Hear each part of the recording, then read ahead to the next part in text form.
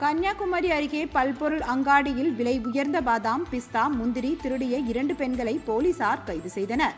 கன்னியாகுமரி மாவட்டம் கல்குளம் வருவாய் வட்டத்திற்குட்பட்ட புலியூர் குறச்சி பகுதியை சேர்ந்த சிதம்பரம் என்பவர் பல்பொருள் அங்காடி நடத்தி வருகிறார். இந்நிலையில் கடையில் இருந்த பாதாம், பிஸ்தா, முந்திரி வகைகள் காணாமல் போவதை கவனித்த சிதம்பரம் கடையில் இருந்த சிசிடிவி காட்சிகளை ஆய்வு செய்தபோது 2 பெண்கள் சுமார் 7,000 ரூபாய் மதிப்பிலான பொருட்களை திருடியது தெரியவந்தது.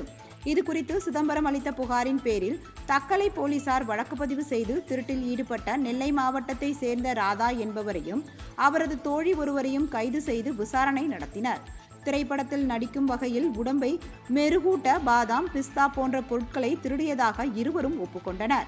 இதனைத் தொடர்ந்து இருவரும் நீதிமன்றத்தில் ஆஜர்படுத்தப்பட்டு சிறையில் அடைக்கப்பட்டனர்.